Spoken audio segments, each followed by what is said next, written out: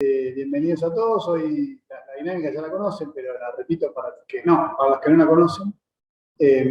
Primero Juani va a dar la visión, va a explicar qué es esto, qué es este movimiento. Se llama Fraternidad, Organización de Hombres de Negocios del Evangelio Completo.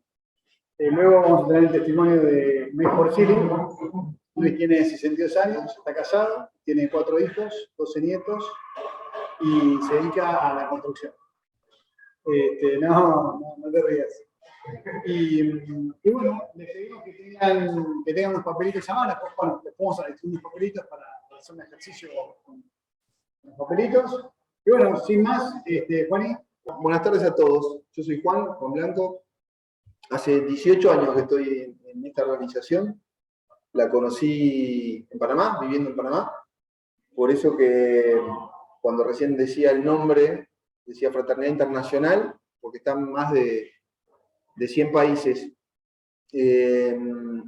Cuando llegué por primera vez me costó entender qué era esta organización, pero es una organización muy sencilla, sobre todo para los que vienen por primera vez o los que están acá en el Zoom por primera vez. Quiero que sepan que esto es un encuentro, por eso lo llamamos fraternidad, porque fraternizamos de esta manera, compartiendo un alimento, que puede ser un desayuno, un almuerzo y una cena. Estos son los tipos de eventos que organizamos, que los llamamos capítulos.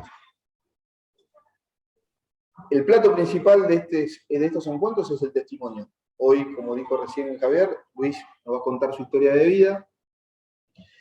Pero esta organización nace hace casi 70 años en los Estados Unidos a través de un hombre de negocios, un empresario, que llegó a tener la lechería más grande de los Estados Unidos, un empresario muy conocido dentro de Estados Unidos, una persona que se movía a todo tipo de nivel, a nivel del gobierno, Casa Blanca, etc. Y él empezó a encontrar un denominador común en su lugar donde pasaba el mayor tiempo de su vida, que era en el trabajo, haciendo negocios. Una persona que estaba 8 o 10 horas, como muchos de los que estamos acá, laburando, y él empezó a darse cuenta que esas personas no tenían algo que él sí tenía. ¿Y qué era lo que tenía él? Él tenía una relación con Dios, una relación que veía que los empresarios no se acercaban a Dios de ninguna manera. Y él, cuando iba a su iglesia, se encontraba que había mujeres, niños y ancianos, pero el hombre productivo, el hombre próspero, no estaban en las iglesias. Y él no podía entender cómo podía haber gente que podía tener una vida sin tener una relación personal con Dios. Después de hacer muchos eventos y muchas cosas para tratar de acercar a esos hombres de negocios, ninguno funcionó, hasta que en un momento él, en oración, una persona de mucha oración, recibe lo que nosotros conocemos como la visión de Fraternidad Internacional de Hombres de Negocios, donde sin ningún tipo de religiosidad, sin ningún tipo de proselitismo religioso, de una manera muy simple, lo que Dios les muestra a este empresario era que la forma más sencilla de que esa gente se acercara a Dios es que una persona común y corriente, como los que estamos acá, le cuente a otro su experiencia de vida, cómo su vida en algún momento cambió, cómo en algún momento pudo construir una relación personal con Jesús. Este es un movimiento no religioso. Acá podemos pertenecer de distintas religiones cristianas, no nos metemos ahí, no nos interesa. Siempre vamos a recomendar que si a través de fraternidad ustedes tienen un encuentro con Jesús o su vida empieza a cambiar a partir de hoy, acérquense a una iglesia. Yo hace 18 años, como les dije, me invitaron a un almuerzo como este, y lo primero que hice fue buscar la puerta. Cuando escuché que hablaban de Dios, buscaba la puerta para irme, y me dio vergüenza irme porque estaba en la otra punta, y la verdad es que mi vida empezó a cambiar a partir de ahí. Después van a ver de qué forma, ¿no? Uno se va identificando con la persona que se para acá, abre el corazón y cuenta su vida, y uno a veces dice, wow, yo no sabía que podía existir esto que le pasó a esa persona. O yo estoy pasando por una situación parecida a y me empiezo a identificar. Por eso lo rico de esto es no hacemos ningún tipo de proselitismo religioso, no sacamos una Biblia, no nos vamos a meter en esos temas, para eso están las iglesias. Acá, hombre común y corriente, hablándole a otro, una experiencia de vida. Eso es lo que hacemos en fraternidad. Tan sencillo como eso. Si después, los que vienen por primera vez no tienen a lo mejor una relación personal con Dios, quizás la van a encontrar de una manera muy sencilla como la encontré yo, quizás en uno de los peores momentos de mi vida. tuve un encuentro, ¿no? Y empecé a creerle a Dios. Yo creía en Dios, no era ni agnóstico ni ateo, pero no quería saber nada ni con las iglesias ni con la religión. Este movimiento nace en el año 53 y empieza a crecer. Nace en una cafetería con un desayuno. Esa cafetería empezó a derramarse en otros lugares dentro de los Estados Unidos y llegó a tener un impacto muy, muy fuerte, no solo en Estados Unidos, sino en todo el mundo. Hoy está en todos los continentes, está en Asia, en Europa, en Latinoamérica es muy fuerte, en Estados Unidos, bueno, en todos los continentes. Por eso es que es internacional. Hombre de negocios. ¿Quién es hombre de negocios para nosotros? Es cualquier persona que intenta llevar un sustento a su hogar de manera digna, para nosotros es un hombre de negocios. Aquellas personas que tratan de evitar el ocio y lo hace de manera, a través de un trabajo, ese es un hombre de negocio, muy simple, no le damos mucha vuelta a eso. Después lo que van a ver en fraternidad es que nosotros, como no hablamos de religión, hablamos de relación con Dios. Hay 3 áreas que para nosotros son importantes que uno la va desarrollando de manera personal. Nosotros no nos metemos ahí. ¿Qué son esas 3 cosas que nosotros van a escuchar que las mencionamos para tener una relación personal con Dios? Una es la oración. Nosotros creemos mucho en el poder de la oración. Van a ver que sobre el final hacemos un ejercicio y hacemos una oración sencilla por las intenciones que cada uno trae hoy a esta reunión. Bien sencillo. Simplemente nosotros a través de la oración creemos que Dios nos escucha.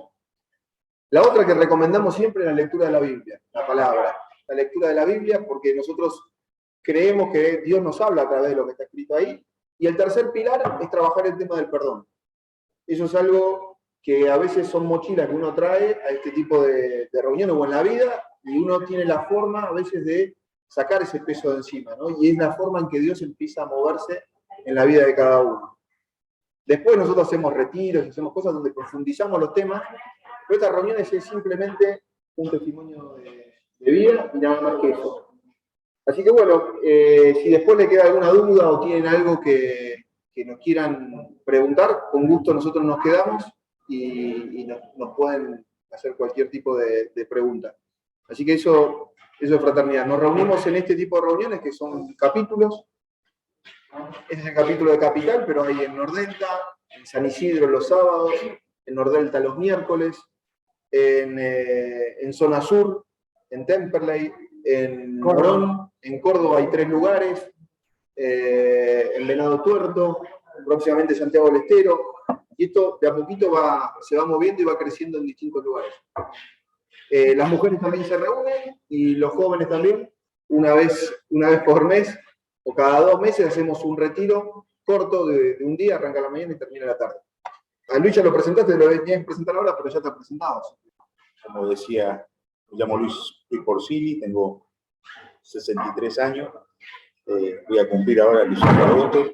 Estoy casado con María Esther hace muchos años, 44, hace toda una vida. Y siempre que me toca poder desarrollar y contar mi testimonio, ¿no? Comparto de que nadie nace, ¿no? Drogadicto, nadie nace alcohólico, nadie nace delincuente. Algo ocurre en la vida, ¿no es cierto?, para que salgamos disparados para ese lugar.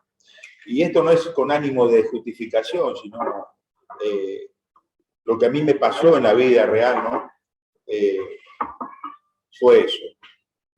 Yo vengo de una familia de clase media, mi padre era ferroviario, y ser ferroviario en ese tiempo, ¿no?, era como ser un empleado bancario, era una persona que estaba muy bien vista por la sociedad. Así que yo me crié en un pueblito que está acá en San Andrés de Giles, ¿cierto?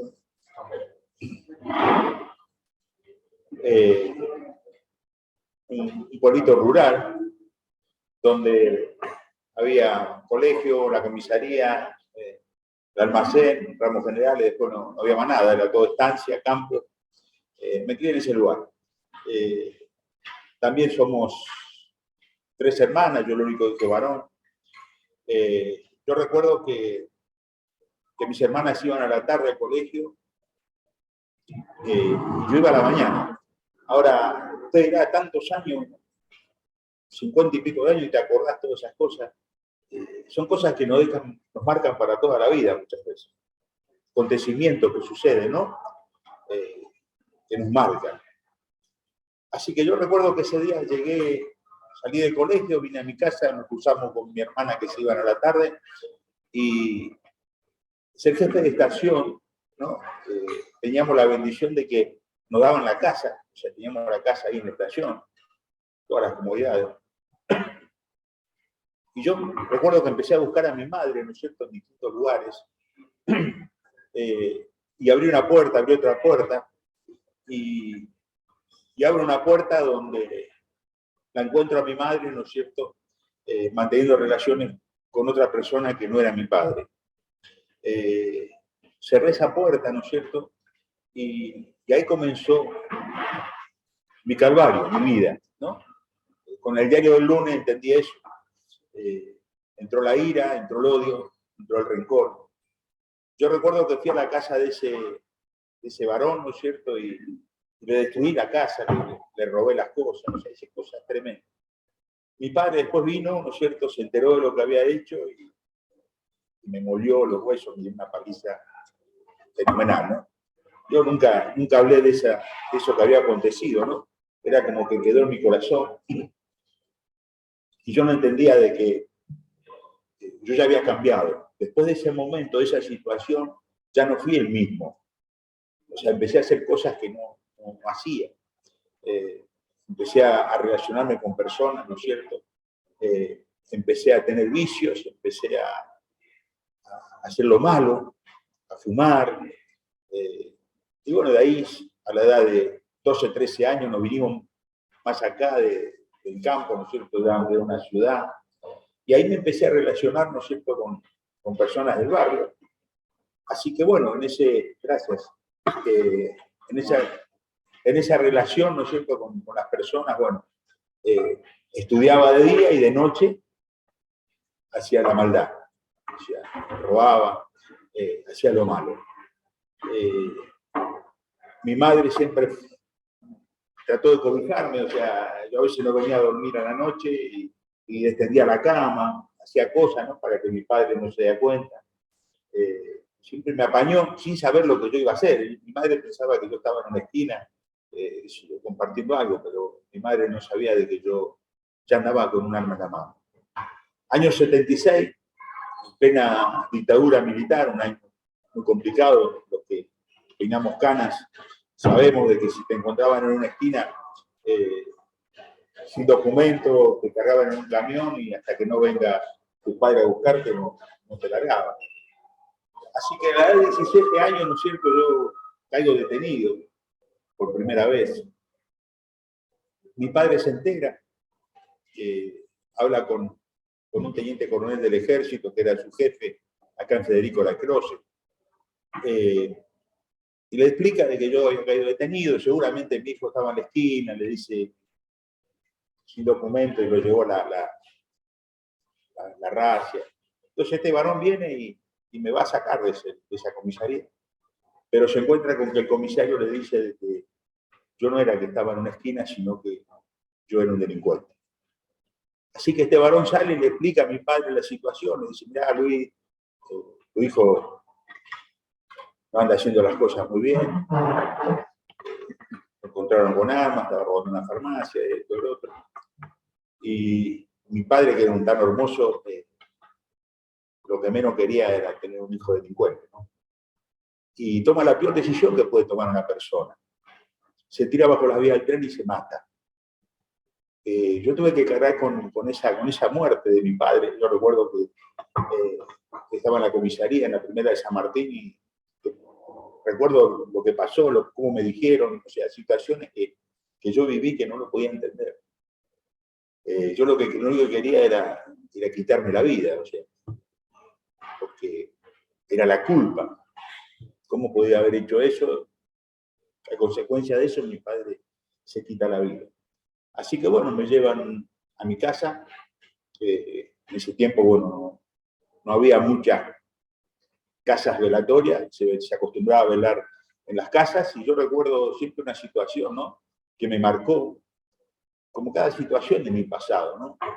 Que a mi padre lo velaban en una cocina, en mi casa, en una habitación de mi casa, con un cajón cerrado, y yo estaba sentado en una silla, así como esta, esposado atrás, con un guardia atrás, y mi familia venía, pasaba y me abrazaba, ¿no? Y yo sentía en mi corazón, sentía que me velaban a mí, sentía que yo estaba haciendo, ¿no? Era un dolor tremendo en mi corazón, yo quería que eso se terminara ya. Así que bueno, a la iglesia, al cementerio, y nuevamente a prisión. Y llegué a la cárcel nuevamente, a la alcaldía esa, y yo lo único que quería pensaba era cómo hacer para quitarme la vida, porque no encontraba consuelo en mi corazón. Así que pasaron meses, ¿no es cierto? Como yo era menor, todo, bueno, me dieron la libertad, y yo recuerdo que ahí conocí a mi esposa, a María Esther, y le expliqué lo que yo quería hacer. O sea, eso no cambió mi vida. Te dirá, pero eso te cambió la vida. No, peor todavía. O sea, era como que eso potenció aún más ese resentimiento, ese odio, ¿no? Y ese odio nada más ni nada menos contra Dios. Porque muchas veces cuando hacemos lo malo y para justificarnos necesitamos echarle la culpa a alguien. Lo que menos hacemos es hacernos cargo de las cosas malas que hacemos. En la vida, en lo general, ¿no? A veces yo pensaba, digo, si existe Dios, ¿no es cierto? ¿Por qué permitió de que mi padre se quitara la vida? Era una de las preguntas que yo me hacía. Así que mi vida siguió en el delito. Con mi madre una relación muy linda. O sea, yo nunca me acordé de esa situación. O sea, es como que lo que le pasó a mi padre borró todo eso, ¿no es cierto?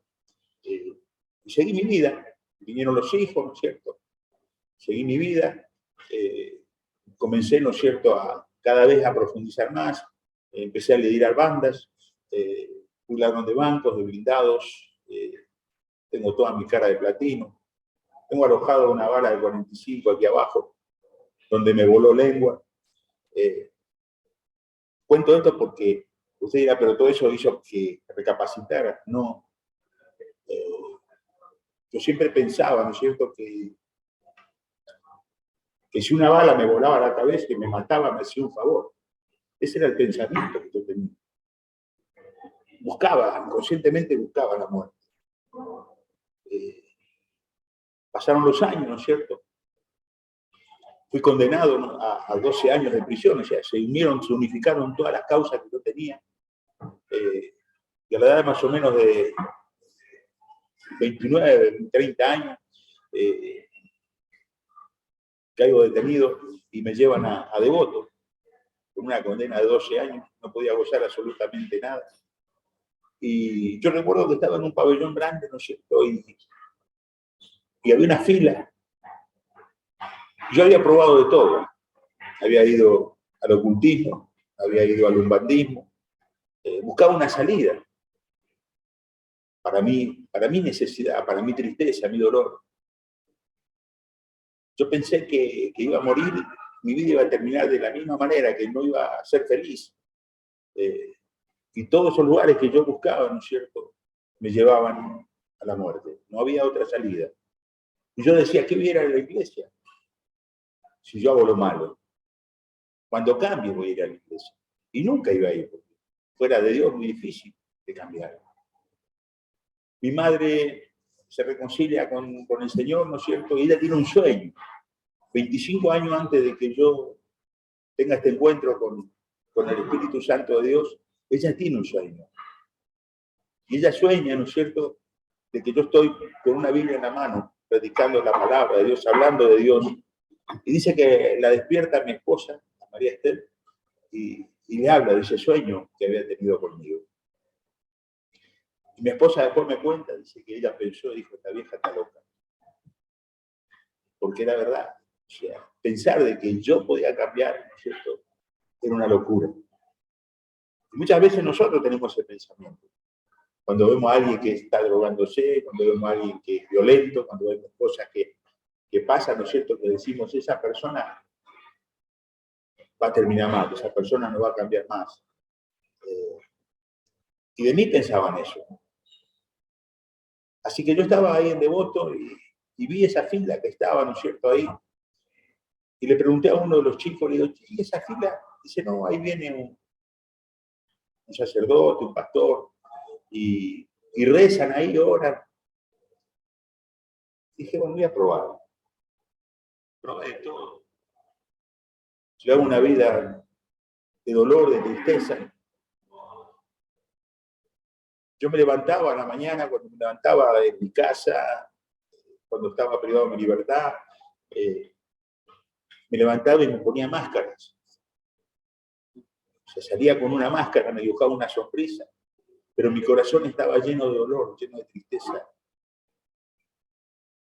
Viendo la posibilidad de qué forma me podía quitar la vida. Esa era mi vida, mi estado real. Así que yo recuerdo que me puse ahí, ¿no es cierto?, con estos varones y rezaron ahí. Bueno, entré a la capilla de Devoto y recuerdo que llegué a ese lugar y caí de rodillas.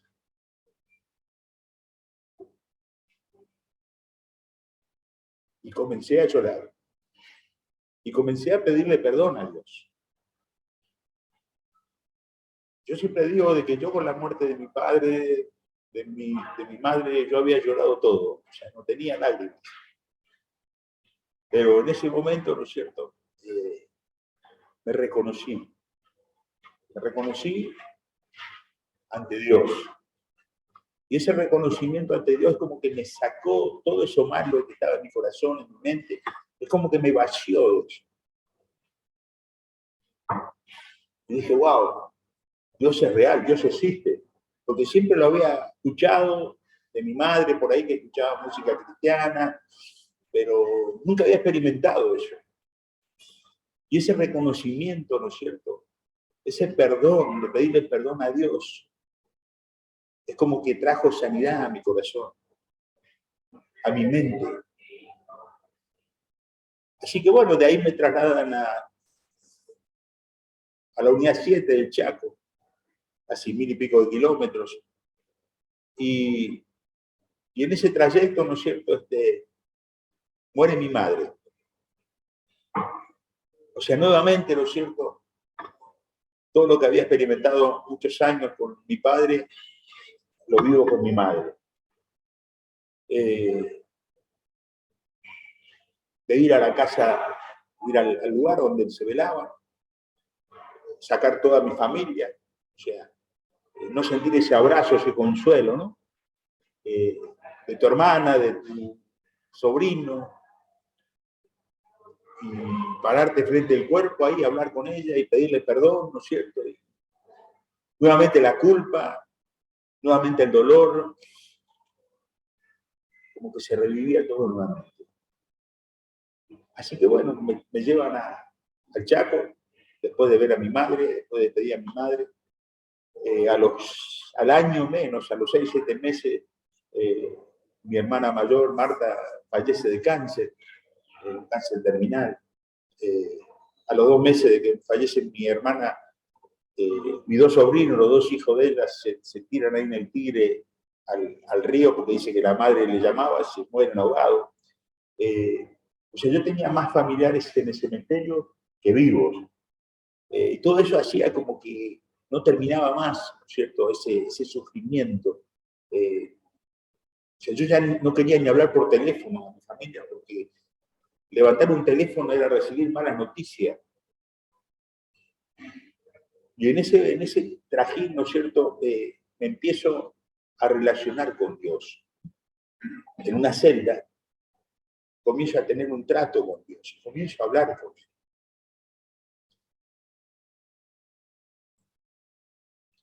Y comienzo a decirle mi situación. Porque muchas veces decimos, sí, Dios conoce mi vida, pero Él necesita oírnos. Y comienzo a decirle a Dios todo lo que yo estaba viviendo y todo lo que yo estaba pasando. Y a medida que yo hablaba, era como que sentía yo en mi corazón un alivio. Era como un alivio, era algo inexplicable. Pero yo sentía de que algo ocurría cuando yo hablaba, cuando yo rezaba, cuando doblaba mis rodillas y le pedía a Dios. Pasaron los años, pasaron cuatro años y pico, 5. Y a medida que yo hablaba con mi familia, con mi esposa, le comentaba mi situación, le comentaba lo que estaba viviendo, lo que estaba pasando, pero mi familia no me creía, porque estaban todavía con el viejo Luis, como manejaba.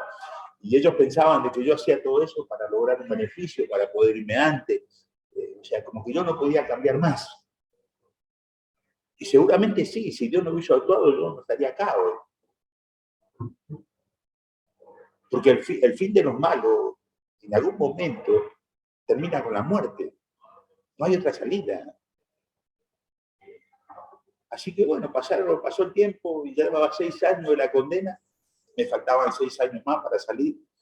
Y tomé la decisión un día de pedirle a Dios algo sobrenatural. Muchas veces nosotros le pedimos algo que haga por nuestras vidas, ¿no? Que por ahí lo podemos hacer nosotros.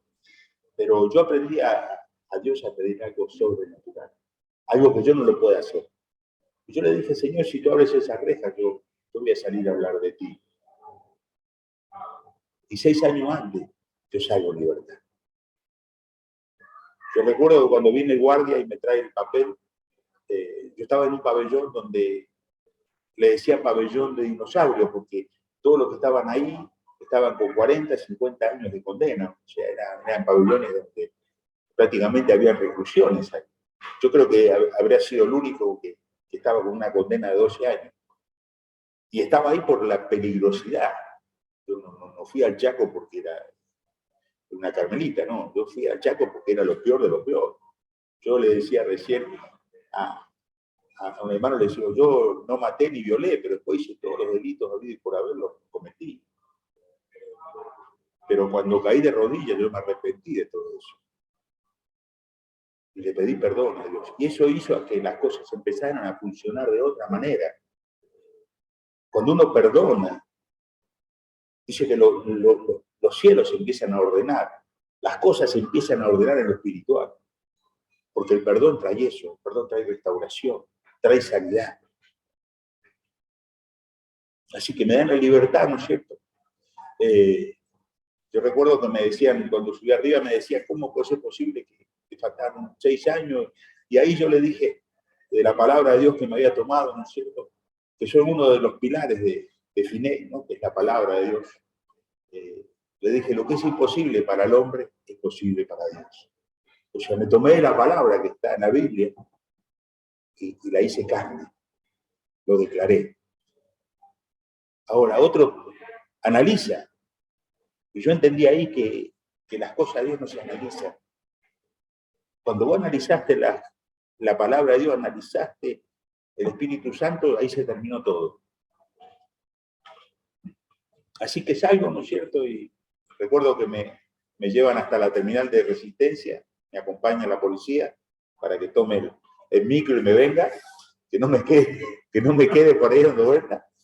Así que yo recuerdo que hablé con María Esther a las 10 de la noche y se asustó porque pensó que me había escapado, porque yo hablaba por teléfono hasta las 6 de la tarde, no podía tener teléfono después de las 6 de la tarde.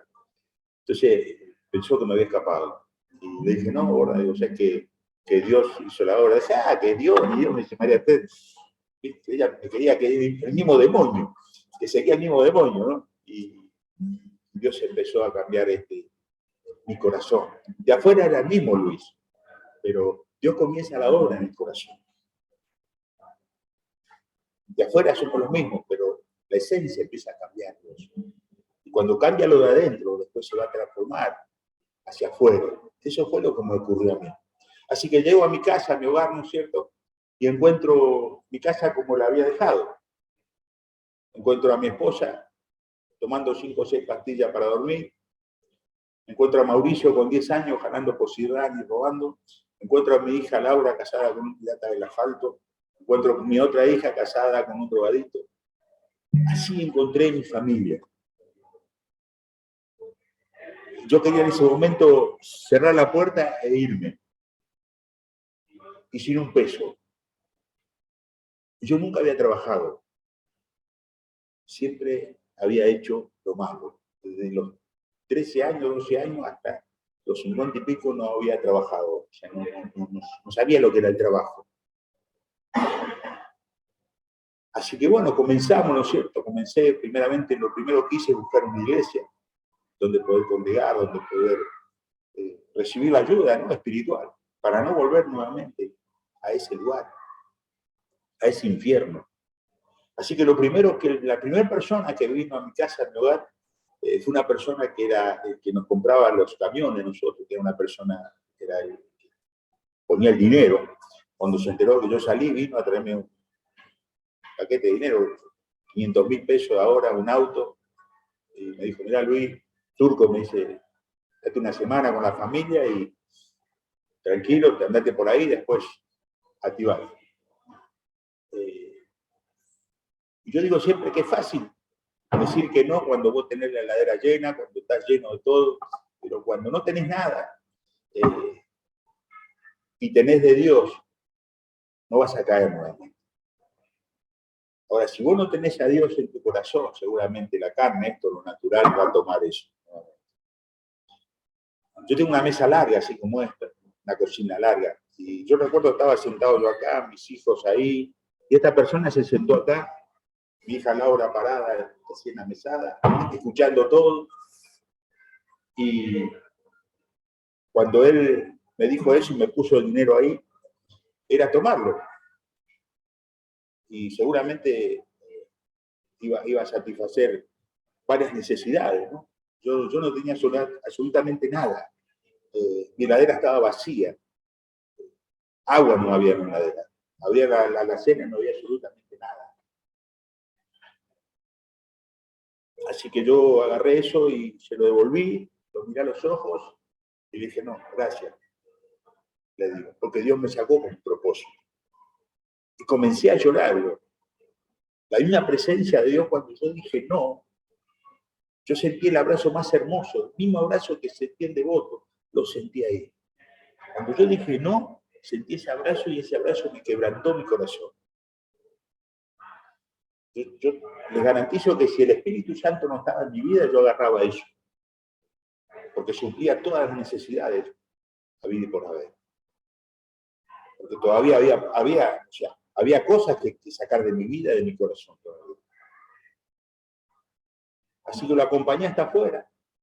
Cuando volví, ¿no es cierto?, me encuentro con mi familia, con mi hija Laura, la mayor, y me dice, papi, dice, ¿por qué no agarraste ese dinero? Ese sí vos no ibas a robar. Vos lo hiciste muchas veces por otros. Y le dije, hija, si yo agarraba ese dinero, agarraba nuevamente el pasado. Y lo mismo que pasó con Jesús cuando el enemigo lo llevó al desierto y le prometió todos los reinos. Y si bien eso mismo me ocurrió a mí en mi casa, en mi hogar. O sea, vino el enemigo y me ofreció todo lo material. Lo que iba a satisfacer este cuerpo está acá. Pero supe decirle que no. Así que bueno, recuerdo que también Mauricio lo habían echado del colegio en esos días por su conducta, una persona con muchos problemas. Y mi esposa me dice, bueno, ya que viniste, andaba a dar la cara al colegio, porque a Mauricio lo echaron, lo mandaron a limpiar una pecera y le tiró alcohol de quemar, mató a todos los pescados. Un grado de violencia tremendo, o sea, era la heredad. Muchos de nosotros que tenemos hijos, ustedes que tienen hijos, no solamente van a heredar sus hijos lo que está en el banco, sino como son ustedes.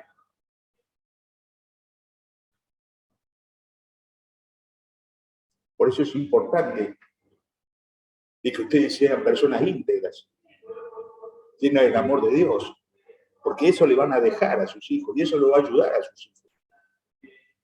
Así que me fui al colegio, me presenté en el colegio, nunca había ido al colegio, siempre estuve preso.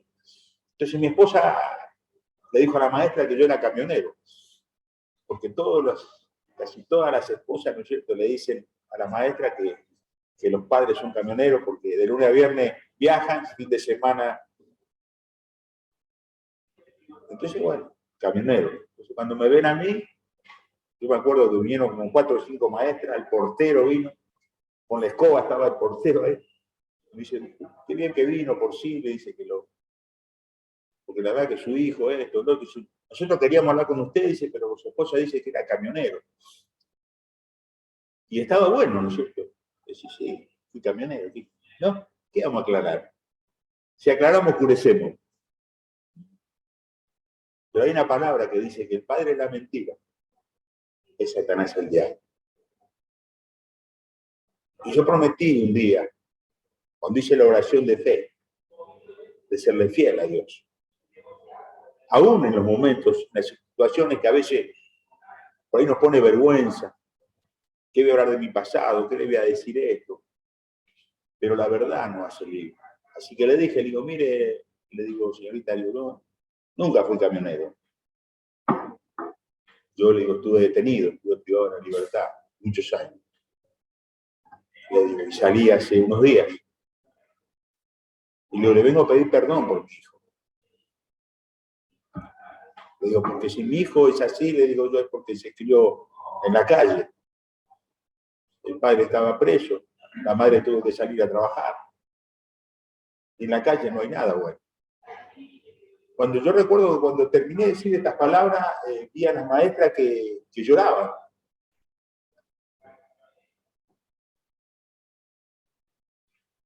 Santo Señor.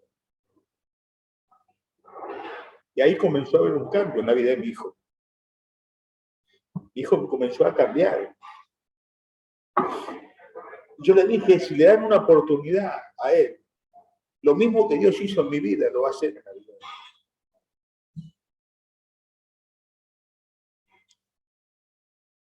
Y después de esa charla que yo tuve,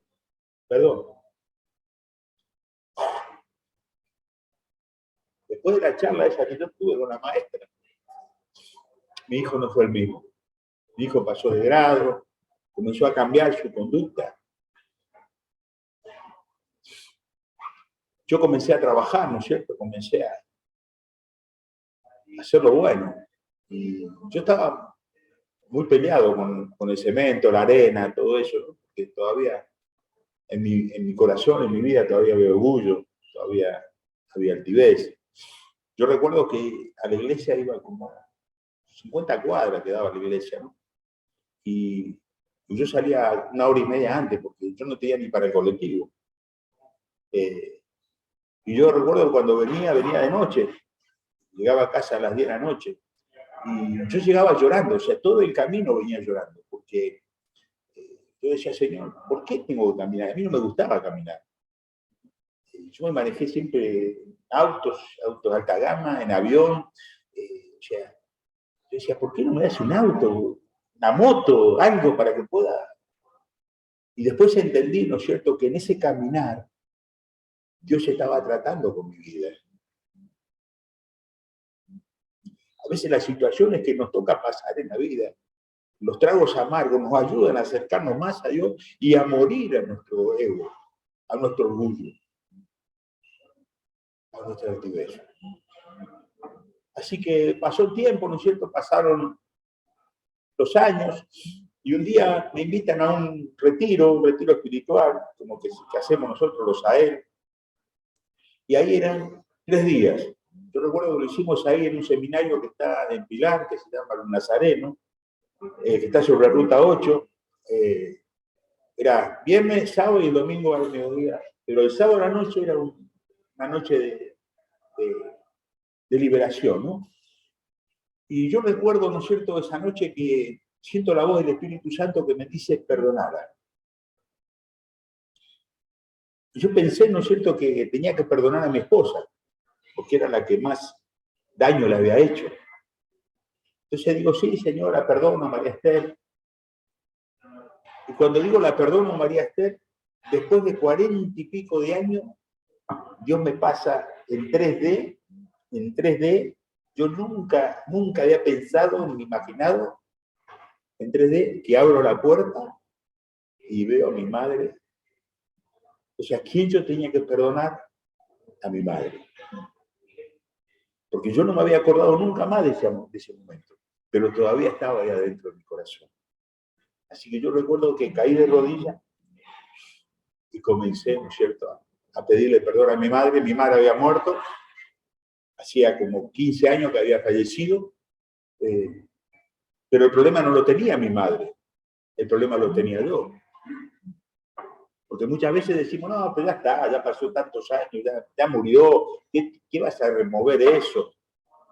Sí, tenemos que sacar eso de nuestro corazón, porque eso es lo que nos trae problemas, consecuencias. Lo malo trae consecuencias. Así que bueno, salí, seguí trabajando. Bueno, después viene el llamado a las cárceles. Hoy estoy llevando el mensaje en las cárceles, en la provincia de Buenos Aires, en Córdoba. Estuve en la cárcel de Bower. Tengo prácticamente 10, 12 pabellones, acá en la 46, 47, 48. Ahora me hice un viaje a Corrientes, donde me reuní, ¿no es cierto?, con ministros, ministro de Justicia, ministro de Seguridad. O sea, como que en este tiempo, ¿no? Dios le habrá dicho a estos varones que por acá está la cosa, ¿no? Vamos a ver a este que cambió, a ver qué hizo, qué es lo que hizo. Porque a veces pensamos de que el hombre puede cambiar una situación, un problema, una dificultad. No. El único que puede cambiar una vida, transformar una vida, se llama Jesús de Nazaret.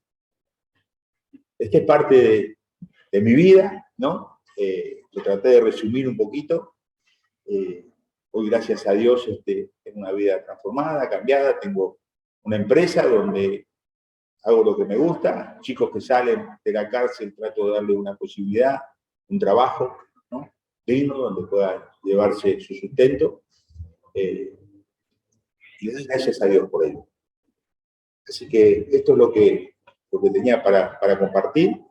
Yo quiero, ahí donde están, los que están aquí, los que están ahí viendo por Zoom, ¿no es cierto?, vamos a hacer una oración que yo hice, ¿no es cierto? Yo recuerdo que cuando hice esta oración, nunca conté esto, siempre cada testimonio aparece algo nuevo. Yo nunca había hecho la oración, nunca nadie me hizo una oración, nadie. Y cayó detenido un pastor, en la unidad 7 cayó detenido un pastor. Después voy a contar un día la historia del pastor ese, sí, cayó detenido. Y él no sabía, y no entendía por qué estaba ahí. Cuando se puso a hablar conmigo, y le conté mi historia, así el testimonio, y me dice, pero vos nunca hiciste la oración. No, ¿y qué oración? Dice, uy, ahí se puso a llorar, me abrazó, dice, ahora entendí por qué caí preso. Así que ahí me hizo la oración, me hizo recibir a Jesús, ¿no es cierto? ¿Qué te quiero decir? Que Dios hace todas las cosas ordenadas. Así que ahí recibí a Jesús. Y esa misma oración que yo hice en ese penal, en esa cárcel, tal vez en tu hogar o acá, si hay uno que no recibió a Cristo y quiere comenzar una nueva vida, ¿no es cierto?, tomado de la mano de Él, lo tenemos que hacer a través de esta oración. Cerrá tus ojos ahí donde estás y repetí conmigo. Señor Jesús, te pido perdón por todos mis pecados y me arrepiento. Te pido, Jesús, que anotes mi nombre en el libro de la vida para que nunca más sea borrado. Te pido que me prosperes, que bendiga mi vida. Te pido, Señor, que me limpies con tu sangre y me hagas un hombre nuevo. Te lo pido en el nombre de tu Hijo amado Jesús. Amén. Bueno, ahora vamos a hacer un ejercicio que las veces que lo hice no me defraudó nunca. Nunca. Lo que vamos a hacer es anotar en este papelito los 5 cosas, 5 imposibles. Lo que quiera, no hay una cantidad. Bueno, Lo que uno quiera. bueno, la cantidad que uno quiera de cosas que le queremos pedir a Dios. Traten de tener en cuenta lo que ponen, ¿no? Es imposible que cada uno tenga, los pone ahí. Claro. Capaz que el papel queda corto, lo pueden escribir de los lados, acá hay más. Es imposible que cada uno tenga, los anotamos en el papelito y lo guardamos. El que quiera más, acá hay. Y bueno, y lo guardamos y dejamos que Dios obre. Nadie lo lee, van a ver que sobre el final, no lo peguen los sobres, porque lo volvemos a usar. nadie lo lee, después al final van a ver que lo agarramos, lo rompemos, quedan ahí y nos vamos, ¿no? O te lo puedes llevar si querés o no. Sí, se lo pueden llevar. Lo que hacemos es algo bien sencillo, hacemos una oración por las intenciones, no hace falta que... Ya en sus casas tienen los papelitos y hicieron el ejercicio de papelitos. Sí, si alguno necesita más tiempo me avisan, pero si no, acá tenemos lo que han puesto cada uno y vamos a hacer una oración por estas intenciones. No hace falta que repitan, lo único que les pido es que cierren los ojos ahí donde están. Le vamos a dar gracias a Dios por esta noche, sobre todo por los que vinieron por primera vez, los que están por primera vez en Zoom y los que vinieron acá. Y vuelvo a repetir que traten de recordar lo que pusieron. Es impresionante cómo a veces uno viene con muchas cosas como mochila que nos pesan, y es impresionante cómo Dios responde, y traten de recordar y saber que va a ser la voluntad de Él, pero en el fondo es la sobrenaturalidad de Él, cómo Él actúa en cada uno. Así que traten de recordar. Te damos gracias, Señor, por esta noche, por la vida de Luis. Vos conocés los corazones, vos conocés todas nuestras necesidades. Acá en estas peticiones hay necesidades de todo tipo, económicas, familiares, de salud, matrimoniales. Vos conocés cada uno de nuestros corazones. Lo único que queremos hacer, Señor, es entregártelos a tu santa voluntad. Todo esto te lo entregamos, Padre, en el nombre poderoso de Jesucristo. Amén. Amén. Bueno, hasta acá llegamos.